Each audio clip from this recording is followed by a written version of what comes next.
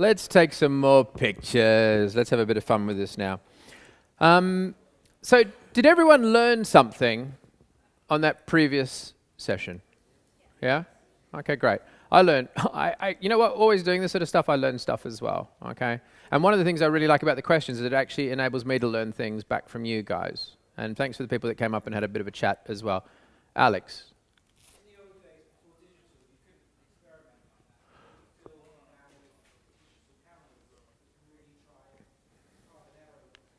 Do you know what, okay, did everyone hear what Alex just said?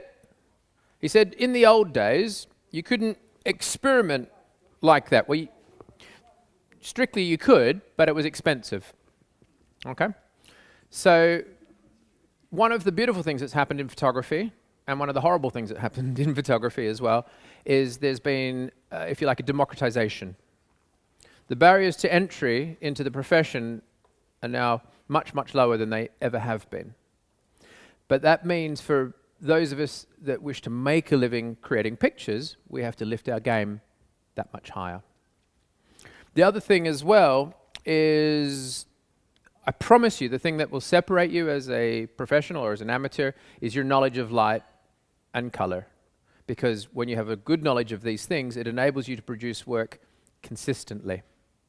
And as a professional, that's very often what they're paying for. They're not paying for you to bring back excuses. Okay. It is the ISO, you're right. Okay.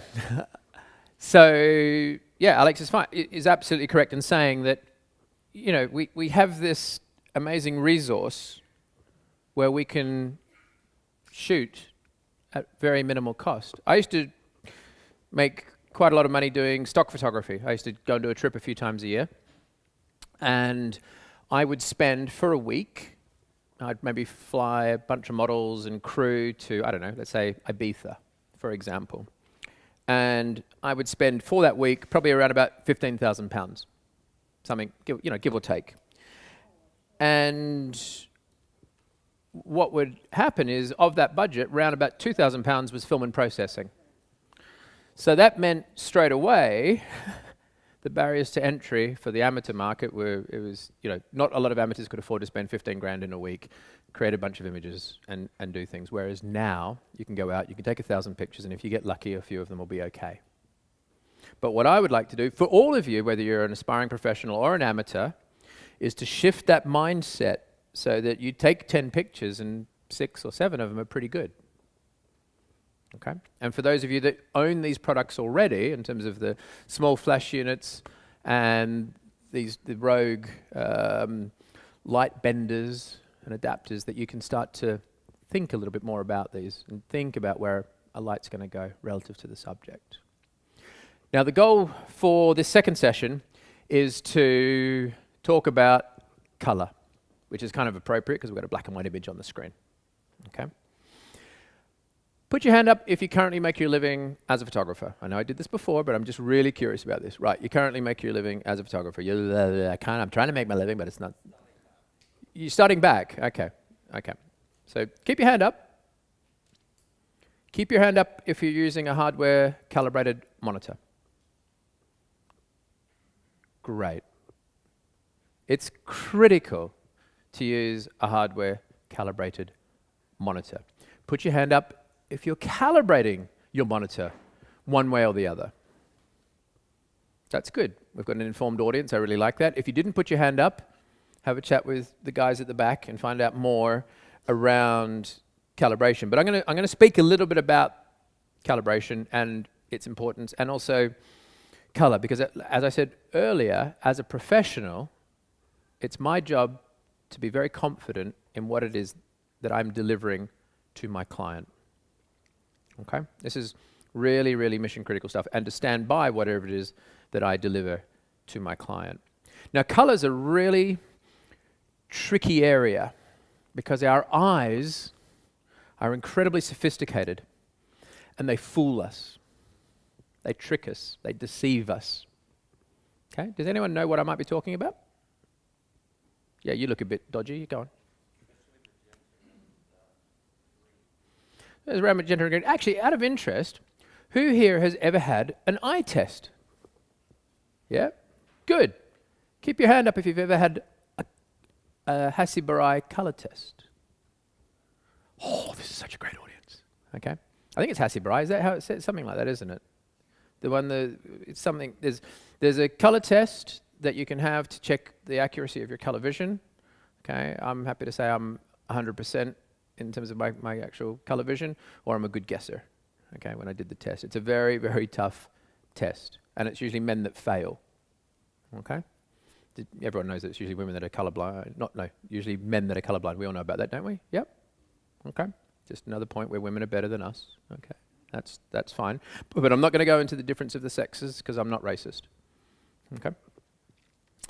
So let's just talk about color. And I'm talking about how our minds deceive us. Can anyone suggest how our minds and eyes deceive us around color?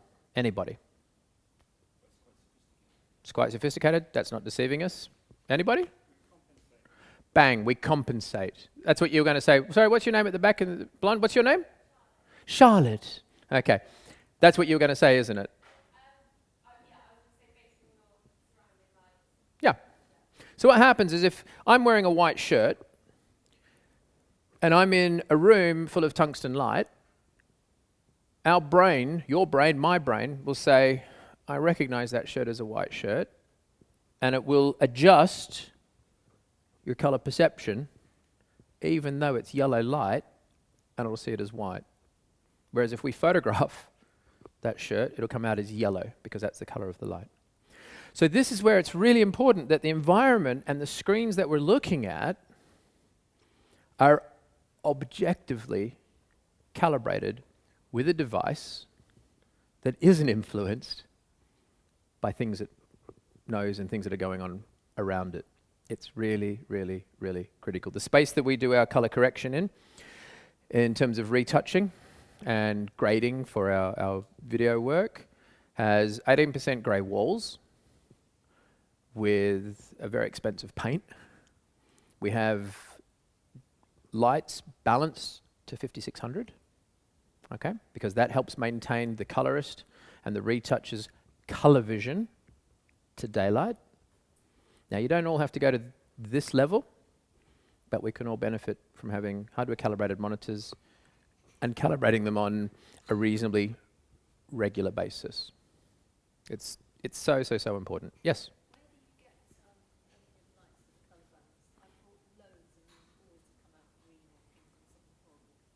Just do a little bit of a search for daylight balance lights online. You should, and it didn't come out. There's a good place to get reasonably color balanced lights to have as a backlight, because you should always have some sort of backlight behind the monitor that you're working on. Okay, sometimes some of the art working lights are quite good, or go to a color specialist. Have a look at the Color Confidence. Do you guys sell daylight balanced lights for placing? Okay, there you go. Go and have a chat with the guys up here. All right. So when we're on location and we're filming or shooting, invariably we'll photograph one of these. Being careful not to touch it because some smart person said, you touched it with your fingers. Okay, so I'll make sure I don't do that this time. And why would we photograph this? Why in heaven's name would we take a picture of these colored tiles? It's a reference of all the colors. But more importantly, if we take a picture in a sec, in fact, we might as well do it, and we get Amber to hold it. I think I'm going to be all twisted up with my headphone. Hang on. See, I do this all the time. We'll actually do a shot now with Amber holding this. Okay. It's a reference. No, don't touch anything. There's some person that'll complain. Okay. But yeah, make sure there's no shadow coming across it, okay? What's really sort of critical here is that I have the same relative light hitting my color tile and my target as is hitting my subject, okay? Because, depending on the software that I'm using, okay, I'm gonna know what these color values should be, okay? Or what these color values actually are. So I can then adjust in my software to get the most accurate depiction of the scene. If I'm doing something, let's say we're doing clothes, very often color is really, really critical with clothes. So we want to be as consistent as we are. And if we're not doing the retouching ourselves and we're handing it off, if you're filming and you're handing off rushes, for example, we will always have a color target on it. And if we're handing off stills, example, raw files, something we do a little bit less of, but if we are doing that, we'll always have the first frame showing one of these, so the clients know what the neutral starting point is. Okay? So you start off in a neutral position, and then from there you can make it warm, you can make it cold, you can put some blue into your shadow areas, you can start to play with it. But you need to start in a neutral place first, and then control what happens from there. That makes sense, doesn't it? Okay? So let's do a quick snap of that, because this is what the workflow would be. Yeah, the light's just there. Okay? And it should catch relatively the same sort of light. Now, what I'm interested in here, got to pop up the flash on the camera. Oh, disconnected. Thank you. You're very good. Let's see if we can connect it again. There we go. I only shoot tethered on these shows. Okay. Normally I use dual cards because I'm a bit anal, obsessive. I sort of back up for everything. Okay, cool. So let's have a look at that. Okay. So then what we've done is we've now got a color reference. Okay. That's just perfect. Okay. Now what I would probably do here, I mean, with this light, what you would do, just to make sure that you've got the key light represented correctly, I'd actually do it something like that, because this is very strong light that we're doing now in terms of the direction of it. But we'd start like that, and then now I have a very accurate, very good color reference from that light. And then we can decide where we're going to go. Okay, it's a very powerful thing. Now the other thing as well that you've got with this is a grey card. Now put your hand up if you shoot video. Should be a few people here because Ollie's going to be doing a talk later and he knows a lot of stuff about video. Okay. Put your hand up if you shoot stills. Yeah, that's most of us. Okay, that's cool. That's a safe one.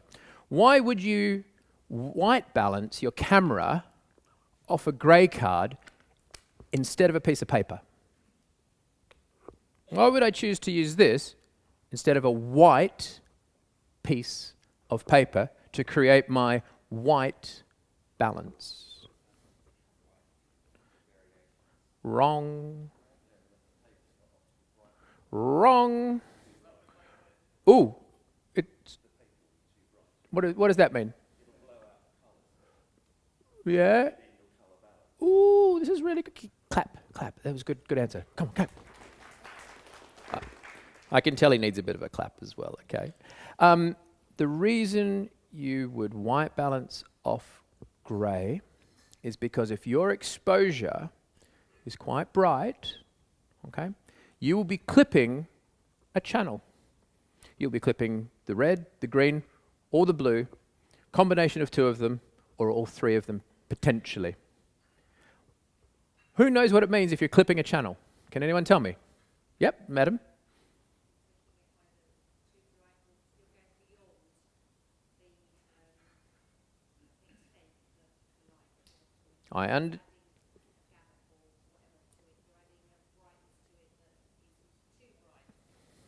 So it's too bright. So what does that actually mean?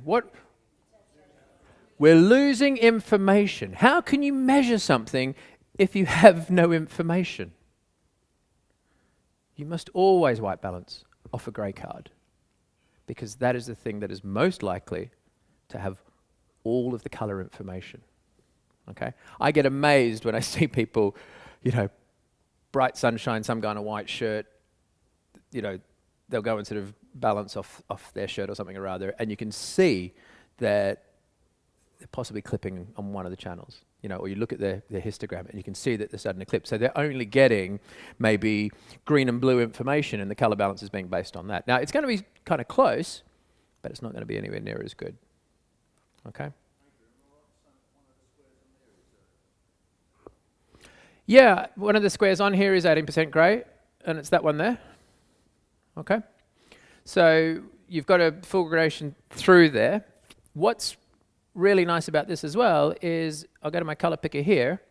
Now you can see that I've shot 3000 Kelvin, but what's kind of nice on this is if I wanted to warm up my scene ever so slightly in a balanced way, because when you move your Kelvin, okay, you're only moving one bit of it, basically from cool to warm. You've also got a magenta and green bias.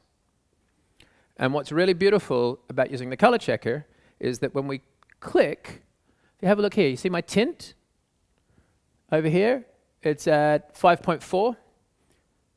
That's changing as I go. Now let's say we wanted to go more this way and make it even warmer. And you can see the tint has now moved to 13.2. Whereas most people will go in and they go, oh yeah, let's just do that. Oh, that's lovely, isn't it? Okay? But you see the tint's not moving. And it's really difficult to get it right manually with the tint. This saves so much time to go, yeah, I want it quite warm. Let's click there. Or actually better still, let's just go totally neutral. And if I was to go totally neutral, I can actually, with the software I'm using, I can use more or less any of those tiles through there. Okay? That is a neutral representation. If I want to then warm up the image slightly, I head up in this direction. And if I wanted to cool it, I go down through here. But you see how the tint moves with that. It's not just the Kelvin, it's not just the color temperature, it's also the tint. That will save you so much time, because what will also happen is you're going to have subjects that are going to look great slightly warm, and then you might have a slight change of scene, a slight change of clothes, a slight change of makeup, and the color perception will be out. Yep.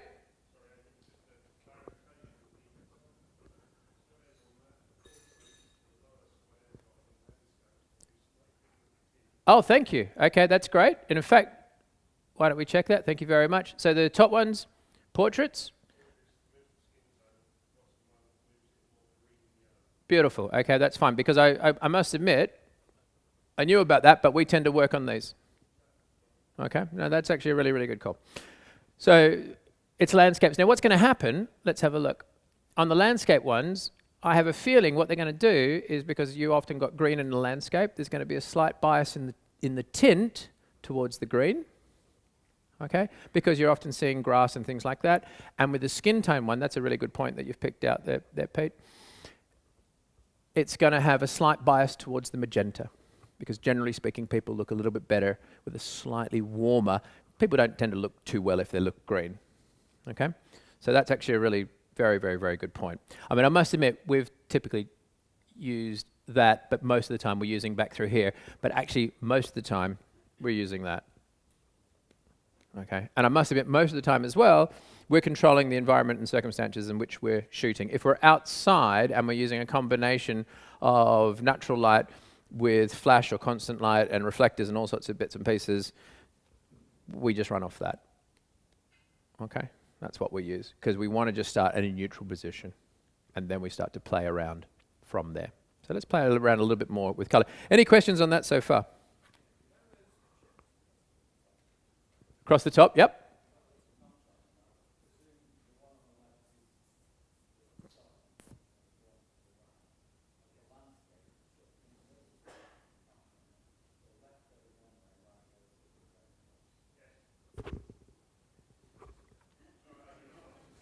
Great, thank you. Yes. On the top one, if you look here, all right, I think what you'll find is over this side is for really warm light. Okay, so if we click on there, that's going to give us the most warmth. And if we click down here, still going to be warm, but not quite as warm. On the landscapes, it's going to be the same sort of thing. Okay, and that's going to depend on you and how you perceive what it is that you're looking at. Okay, so you see there, you see it's much cooler there, and then there it's much warmer. And then, I mean, I'm going on the extremes. You know, for me, the critical thing about these tiles, though, is the fact that the tint is affected as well. People always mess around with the Kelvin and they never touch the tint. but it makes such a big, big difference with skin tones. Okay, but like I said, we are normally down here. And that's where we'll go. And then from there, we start to play. Because typically speaking, what we will do, a very common thing for us to do is actually play around with cooling the shadows and very often warming up the highlights or skin tones, because that's typically when we're shooting people, that's how we're seeing things, but not always. Okay, so let's take a few more pictures and let's put a bit of color into this image and just start to see how that starts to look and feel, where we have the same shot, but we have a slightly different color response and color representation going through. Okay. If you use, like I was saying earlier, if you're using the Adobe software, you can profile your cameras, okay, using the chips. Okay, I'll admit I don't do that. Okay, but if you want to get super Anoraki and get every last bit of color information out of a particular lens and camera setup, it's a very good way to do it. Okay. Right, let's have a look. Let's take some more pictures. So let's now come back to just playing around a little bit with light. Now, at the moment, my color balance in camera is set to tungsten, and that's because I'm running a tungsten light, correction filter on this strip light. Okay? I'm going to keep doing that. But what I want to now do is, I've got tungsten on here as well. I'm going to take that off. We're going to start to play around a little bit. This is my new assistant, Ed. Can we give Ed a round of applause? It's very good. Because in the break, Ed came up and volunteered his services, which made me very, very happy. And I also worked out how to adjust the power on these things. Okay, so let's now have a bit of a play with, okay, power here is at 16th of a second. And, I mean, not 16th, power is at 1/16th power. I'm going to go to, let's say, an 1/8. I'm going to up it a little bit. It's going to be blue. Now, the other thing as well is, no, we don't, oh, that's really interesting, actually. I like him preempting, okay? He's just bought me a blue filter, okay, a CTB, to replace the CTO. B, blue, O, orange, okay? I want the light to be blue. I'm shooting in a tungsten balance in camera. Do I need this blue filter? Anybody? Yes? No? I don't, okay? Because when I shoot tungsten, it's going to make daylight blue, because it's going to compensate for the orange, okay? But I think it's great that Ed bought it to me. That's really sweet, okay? Even if he's wrong. But I won't say that out loud, because that would be just completely bad of me, okay? Thanks, Ed.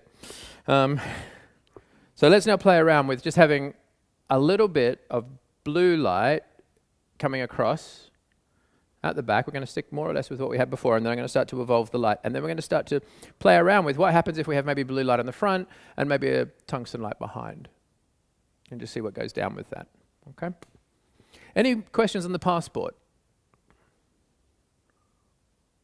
You know?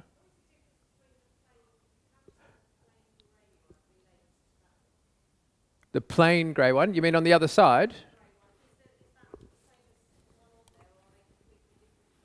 No, I think, guys, that the plain grey one, it's just, yeah, it's just what you typically use that to set a camera white balance in camera. That's why it's a bigger area.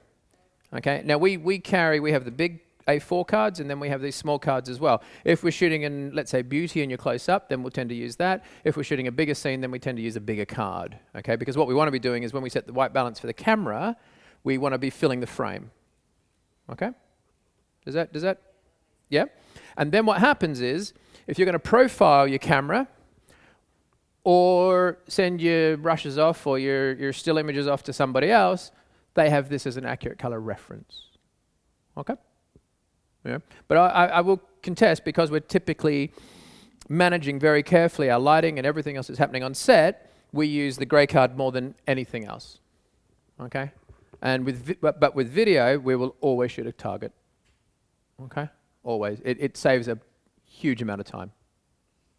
Okay, so that's for that. Right, let's play around with this light and see what we get now. Are both these lights switched on, Ed? Okay, cool. Ed's from Trinidad. That's exotic, isn't it? Trinidad, Tobago. Okay. All right, that's cool. We're good there, and we're good there. Put your hand up if you've got these lights. Like if you've got like little Nikon or Canon speed lights. Great. And put your hand up if you've got like these Rogue adapters as well. Excellent. For those that don't have the adapters, and this isn't a hard sell or anything like this is just me sort of saying I think they're absolutely brilliant. Because when I was a young fella, I would make stuff with card and tape and tubes and all sorts of things because there was nothing like this.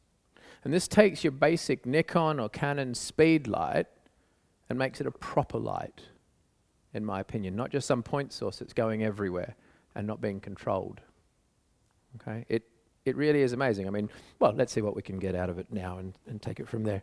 All right, let's have a look at you. Yeah, could you twist around so you've got your back to me?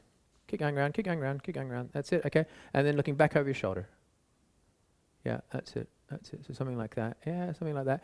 And then I think what I'd like to do now is actually have this skimming down through from behind a little bit more. That's fine, your hair's fine, don't worry. Okay, that's good. Yeah, something like that. I like seeing that shoulder and the light on the shoulder. So let's have a look and see what we get through there. 3, 2, and 1. Okay, are we still tethered? Come on, Ed, what are you doing, mate? You're supposed to look at this stuff. All right, that's fine. Let's try again.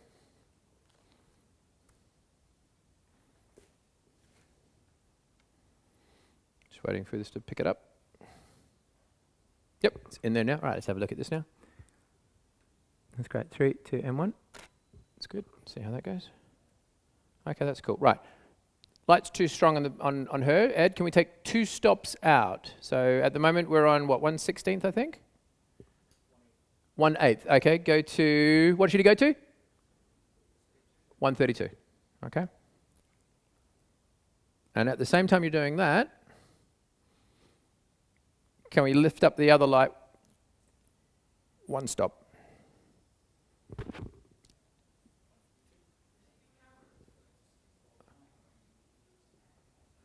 No, it's not going to sleep. All it is the cable's coming out, or maybe the camera goes to sleep. I'm not really, I don't normally shoot tethered. Normally I would run dual cards. Can we bring that one up 1 stop? Normally I'd run dual cards and I'd just record to the card. So it's only when I'm doing this sort of stuff that I actually tether. Okay. I'm not a big fan of cables. I like to have everything clean on set. Okay. Yep, up 1/8. Excellent. You're doing really well, mate. I'll give you a job. Okay, cool. Right, so let's have a look at that now. So we've gone down 2 stops. That's great. 3, 2, 1. Okay, let's have a look at that now. Okay, that's a little bit better. I think what we need to do now is move that light around a little bit more so it goes further back. Yep, like that. Yep, and go, yep, something like that. Let's have a look at that. So what we're doing now is we're just playing around with the direction of the light. That's all we're doing, okay? I like the light on the face, though. I like how that's shaping. And what we've done is we've moved it around and we've moved it back a bit. Can you just drop it down again, please? 1 more stop out. Or even half a stop.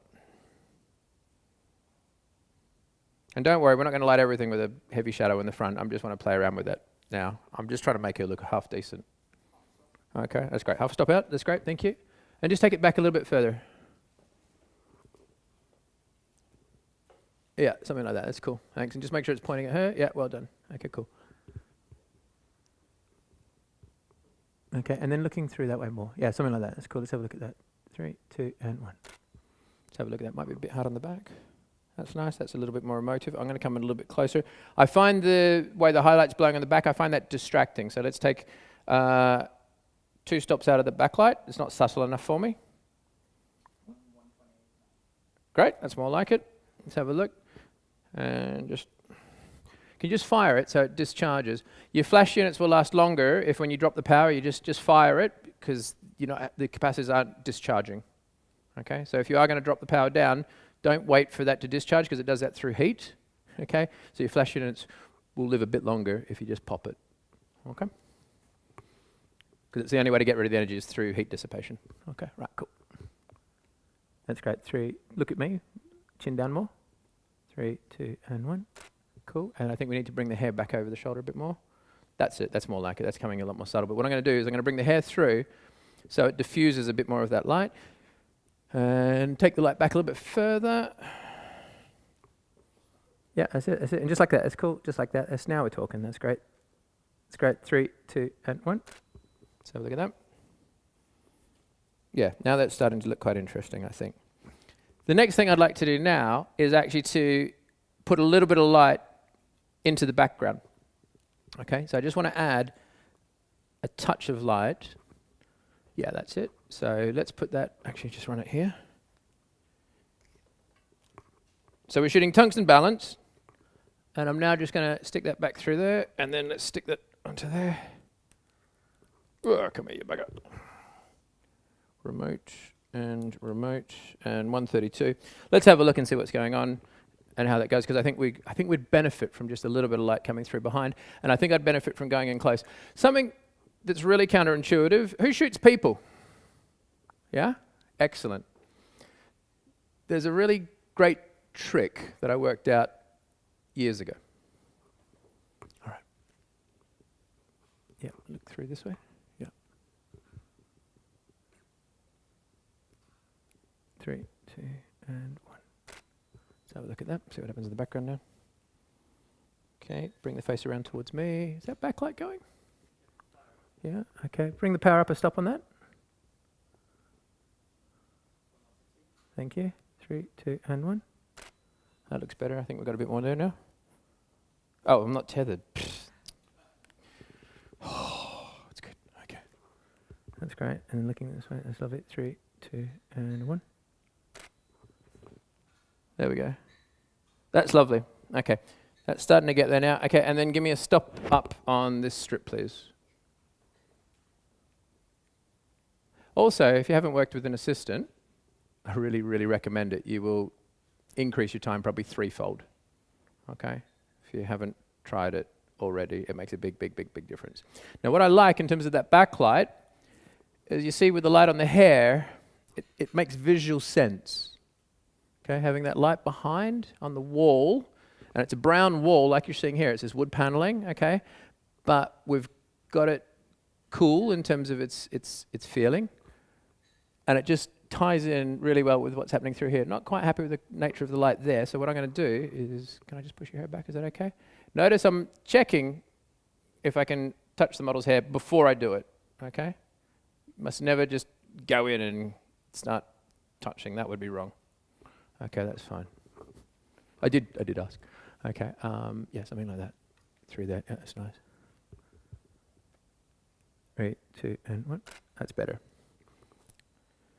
Now we're talking. Okay, now all we did there was pull the hair, because I didn't like where the hair was before on the side of this. Now what I'd like you to do is, the hair was diffusing the light and breaking the light down, so this doesn't have the mood I want now, so what I'm going to do now is I'm going to drop the light down. I could do that with ISO, but I'm going to do it on the light, so drop me down 1 stop, please. 1 what? It's an 1/8. Yeah, let's see how we go with that sort of thing. Yep, something like that. That's good. That's beautiful. 3, 2, and 1.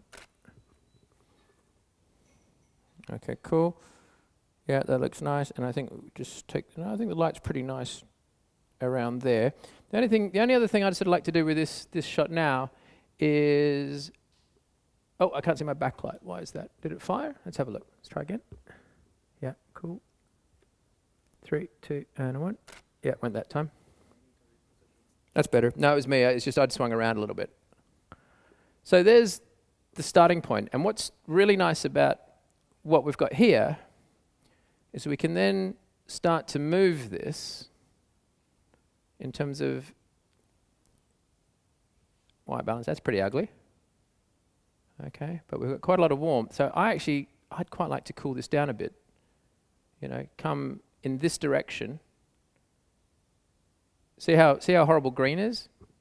You know, that's what I'm saying with the color checker, being able to just adjust that ever so slightly.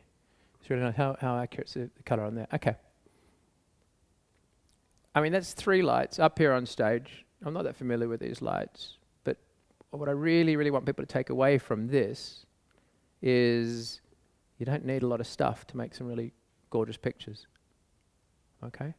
This also, this still blows me away, and like I was showing you with the Converse ad shoot that I shot, or the one at the house in the winter's day, we had the light coming in through the window. What we see and what we get are very different things. Now the hair's a bit messy over on the left. You know, we don't have a makeup artist here. That's fine. What I need to do and what I want to do here is just illustrate what's happening with the light, and particularly what's happening around the color of the light. Now for me, I think that blue is possibly a little bit too strong. Okay? Just feels a bit strong. So what I'm going to do is I'm going to get something and I'm going to just see if I can just warm it ever so slightly from where it currently is. Okay, just to change that color a little bit. Okay, and then we'll start playing from there. So let's have a look. So I need a CTO, and let's have a look. We'll find one in here. I'm going to pull all these out. But I only want a half CTO. I don't want it to be full bore. I just want to warm it. There's a quarter CTO, and there's a half CTO. Okay. So let's get that onto there. Yeah, no, we won't use gaffer tape. We'll use a rubber band, which I think we've got one down here somewhere. I had a rubber band here. That's gone walkabouts. Oh, we'll tape it then. Normally we wouldn't tape to a light, the lights that I sort of would normally use because they get too hot, but what's nice about these lights is they're cold lights. And I'm just going to put a half CTO because I just felt the light's a little bit too blue. Okay, yeah, one there and one on the other side as well, please. Thanks, mister. On that side as well. Yeah, I got it. Thank you. That's mine. And then we'll try lighting this in a completely different way. Yeah, that should be enough. Okay. Now, I'm also going to lose a little bit of power, which in this case I'm actually quite happy about because I think the light could be down a little bit more. So we're just going to pull back a little bit the color of the light. So let's have a look at that now. Let's have a look where the wall is. Yeah, that's lovely. 3, 2, and 1. Let's have a look at that. Okay. So you see the light's still cold, but now it's a much more subtle image. Okay? In terms of what that blue is doing, and I think what we could then do from there is we could actually start to warm it a smidge or even cool it further. I quite like that sort of look and that sort of feel, which is making it a bit more neutral through here. Now, earlier I said there's something I learned when shooting portraits, okay? A secret, a trick, but I didn't tell you what it was. You'll have to come back next time to understand. No, it's quite amazing. What it actually is, be something like that, okay. Then I'll shoot right in there on you. That looks pretty nice. Yeah, we'll leave that through there like that. It's super simple. If you've got someone that maybe doesn't look so great, okay, what you do is something that's absolutely counterintuitive. Okay, right, chin down a bit for me. Yeah, that's it. Okay, cut. Hang on. Oh, thank you. Excellent. I've got a room full of assistants. This is brilliant. Okay, see if we tether up again. And here we go. Come on. Yay. Okay, cool. So what you would do is actually, she's a bit tall for me. Okay, that's it. That's lovely. 3, 2, and 1. Is you come in closer. Okay. And what you would do is you would actually play around with the shape of the face, which I'm going to do right now for you guys so you can sort of see what's happening with this. Actually, could you take your heels off? It's going to be easier for me. Okay, just slip those off. Yeah, that'd be nice for you as well. So when I've shot celebrities and various people in the past, okay, sometimes on the first image I do, I'll go in really close on them, okay, almost unnervingly close. I would always be on a longish focal length. I'm on a 105mm lens at the moment, okay? And I'd be at a similar sort of focal length, relative to the format I'm shooting and all that sort of stuff, okay? So what I would be doing is I would come in close I'm going to go vertical now, because that's going to fill my frame a little bit more. Okay. And then we'll focus on that light there. That's it. 3, 2, and 1. Because what would happen, I'll focus on that back eye a little bit more. Okay. Actually, can you just move that light there across a little bit more? Like it just skimming the edge of the face. Just come across a little bit more on that. Yeah, yeah. Camera left. Yeah, that's it. Something like that. Okay, cool. Not tethered? Thank you. Oh.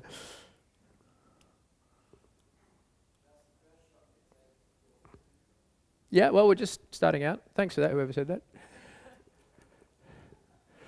All right. Popped out again? Oh, shit. Can we edit the video when I say shit and poo and bugger and stuff? Is that okay? It's being filmed at all this. Right, let's have a look. See if we tethered again. And we're... Okay.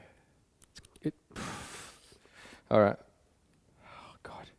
So this is why we always shoot the card, but it's going to take too long for this. Okay, so let's have a look. See if that... Oh, it's horrible. It's not the cable, it's the way we're sort of using it. Okay. They're actually good cables. Okay, cool. Right, let's have a look at that. I'm actually holding it. Right, that's lovely. So something like there. That's cool. 3, 2, and a 1. So what we're doing is we're going in close. Focus is slightly out on that back eye. Let me just try it again.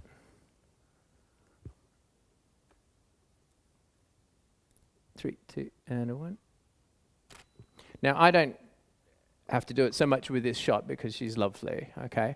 But what we can do is when you're going close to somebody, is if they've got small eyes, then what you would do is you'd go slightly above them, so they've got to look up, and that opens the eyes up. It also puts the eyes closer to the lens, and that makes the eyes look bigger. And you do this close-up shot on the screen where you may be sort of cropping through the top section of the head. Let's see if I can do it here.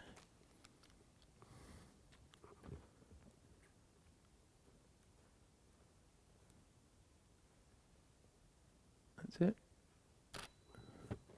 We're still tethered. Yeah, like that. That's the sort of framing I'm looking for. And they see this close-up shot of themselves, and they look good. Okay? Seriously, they look good. That builds their confidence, and they start to then relax with the shoot. And you start to get better and better and better pictures. Okay? And it's something that a lot of people think, oh, they don't look so good, I'm going to pull away.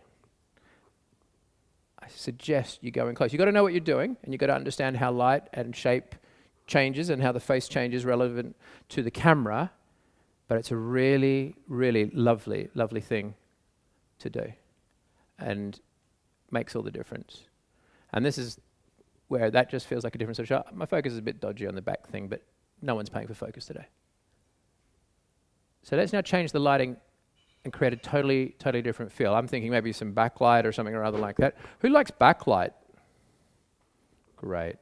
That's great. You know when you first start out and they go, oh, when you're taking a picture, make sure the sun is over your shoulder. Okay. Okay, that's okay. But it's much, much more interesting. Put the sun over there somewhere in the frame. Okay? Because it serves a couple of things. It gives a life to the image, and it will also, if you're shooting people, help separate the people from the background. Okay? So now what I'm going to do is I'm going to look at, we're going to build it up again, and we're going to take off, let's go to daylight now in terms of our color balance. So, and you know what? Let's not have, can we take that modifier off? Let's see what happens when we just have a flash pinging. I don't know. We'll see what happens. Okay. This is an experiment for me as it is for you. Oh, running out of time. Okay. So I've turned this light off. I've got one light at the background. I don't actually know what's going to happen, but it's worth a try. What power is that light on? 128. Let's go to 132. So all I'm going to do is just have one light. Can we turn off the light on the wall as well? Turn that off. All I'm going to do is just have one light from behind. I've got 5 minutes left. I'm going to have one light from behind. Okay. And I'm just going to see what happens with that. Let's just see. Let's just have a bit of play. You want to be playing. You want to have a bit of fun with this. Okay. So, okay. All right. That's it. Yeah, that's fine. That's fine. Can you turn around? Turn around this way. Yeah, keep going this way. And then look back through that way. And have all your hair forward on both sides. Yeah. Okay. That's it. And then looking over towards me. Yep. So back through this way here. Yeah, that's lovely. So something like that. And we'll just see. I don't know what the light's going to do, but let's have a look. Okay? And hopefully I'm still connected. Yeah, that should be turned off, actually. I only want the backlight. I think it is turned off. Is it not? Okay. So let's have a look at that. I just want to catch a little bit of the flash in the corner. I've got no idea how it's going to look. 3, 2, and 1. Okay, but let's have a look. Hey, that's not bad, is it? Okay, and that's putting a flash behind. All right, it's a little bit bright. Okay, so let's take one stop out, please. And my focus is a little bit dodgy, but they have to pay more for focus. Okay. Okay, so we've gone down. Have you fired it? Have you dumped the power? Good. Cool. Let's be kind to our flash units. Oop. Just waiting to be connected again. All right, cool. All right, let's have a look at that again. What happens if you look past me, look over my head? Something like that. Yep, even here. More here, so it's stronger. And be a little bit, chin up a bit. Yeah. That's lovely. 3, 2, and 1. Let's have a look, see what we've got there. Yeah, I preferred the other one, so I'll go back to that. That's nice. And there, 3, 2, and 1. I'm seeing, and when I look at the frame, I'm just putting the light in the sort of top left corner. But you see how it's sort of the characteristics are changing. I think we need it to flare more, so let's actually bring it up. One stop from there. And I think what we should do is also warm this up. You know, we're talking a lot about color and the feeling that the color evokes. So what I'm actually going to do is I'm going to do it as flash, like that. So that's like that. And how many stops did we bring that up? One stop up. Something like that. That's nice. 3, 2, and 1. Let's have a look at that now.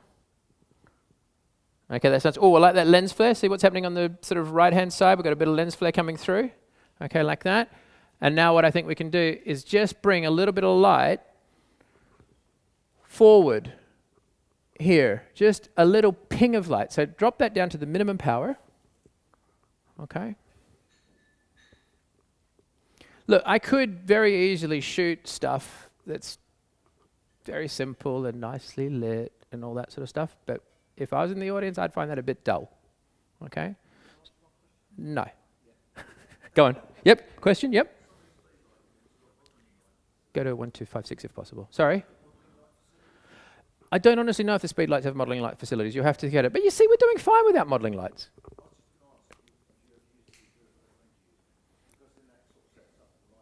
I think modeling lights are really helpful if you're not aware of things, but in all honesty, it's so easy to just press the button and just see what you end up with.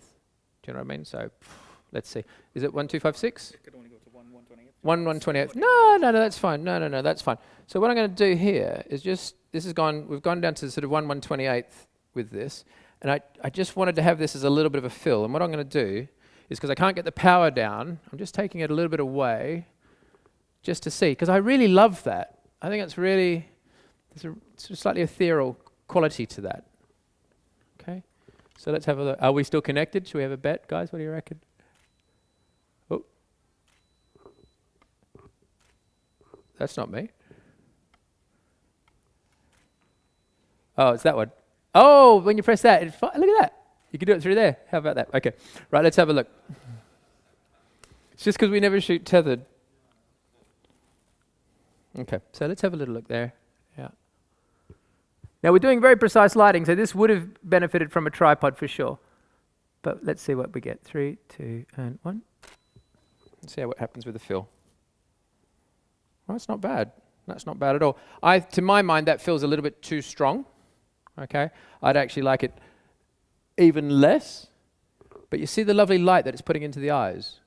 It's a lovely sort of catch light in those eyes. So let's just try one more where we just go lower with this,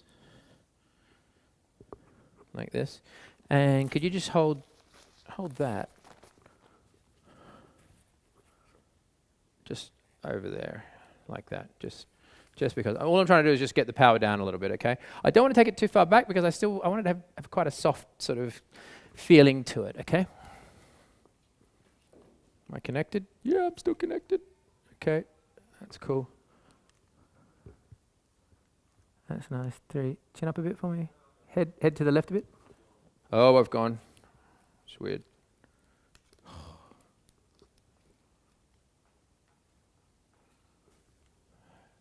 Yeah, okay, got that. Okay, cool. So let's have a look at that now. That's great. 3, 2, and 1. Look out to the left a bit for me. That's nice. That's more like it. Okay. So she could be on a stage or something. That has that feeling, like if we were photographing a singer or something or other like that. So look out, twist your face around a little bit more to the left. That's it.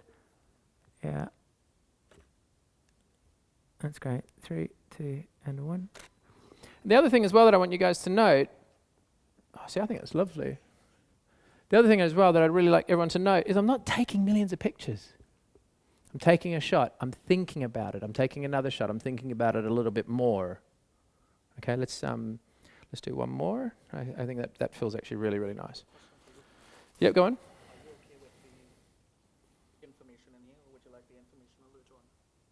No, I'll come to that in a sec. Okay, right. So you just push that down. So just pull that up so it actually sits in the right spot. Yep. And then just hold that like that. Just don't put any weight on it. Okay, cool. All right, so something like there and there. That's lovely. 3, 2, and 1. That's cool. And then I'll come a little bit closer. Oh man, see what's happening with that lens flare on the left? That's just really, really, really gorgeous. Let's just try another one, try and get the focus a little bit tighter on this.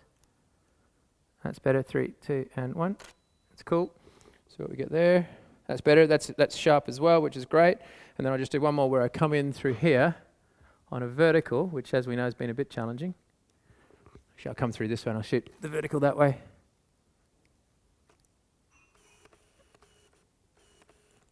That's great. 3, 2, and 1. That's it. Okay. Bit too much, but that's okay. That's fine. That's just a matter of moving across a little bit.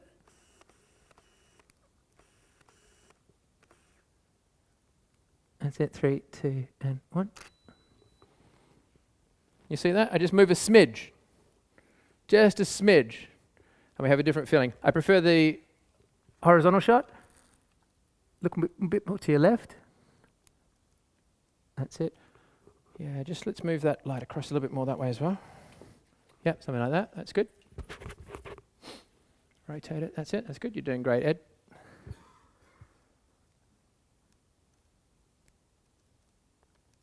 That's cool. 3, 2, and 1. Let's have a look at that. Perfect. That's what I wanted. Okay, let's take that out of the way there. Can we give Ed a round of applause? Because he came up and said, "Can I assist you?"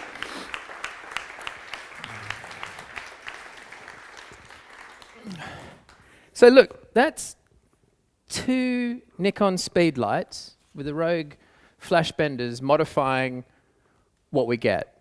Now, if we then take that image, we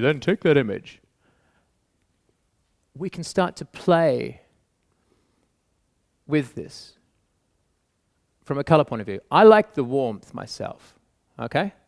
I really, really like what we're getting on the warmth of this image. Now, Ed asked me if it mattered about the light blowing out on the side of the hair. I'm not worried about that in this particular instance because for me, I'm just creating a bit of a feeling here. Now, you wouldn't have the hair quite sort of messed up as it is there. Do you have a brush? Yeah. I'm getting time out. I'm getting time out. Probably because food's ready.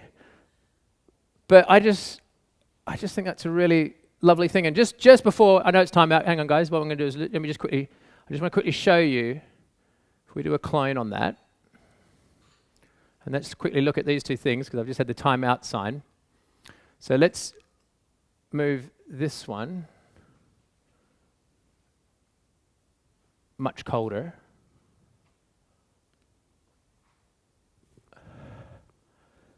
It's the same shot, but it feels very, very, very different. Okay? Color is such a phenomenally powerful thing. It's also just two lights, okay? On very basic camera technology, a very average-looking woman as well, and we get some really amazing results. Like I said, I wouldn't say it to her face. You look gorgeous, okay? So I'm really hoping, because I'm getting the time outside and all that sort of stuff, I'm just really hoping that you're going to approach your portrait work, your landscape work, whatever it happens to be, just thinking of light in a more subtle fashion, because it makes all the difference. People can't often articulate the difference that they see, but they perceive a difference. Okay? So that's it from me. I hope you've all benefited. Thank you. Thank you. That was spontaneous. I like that.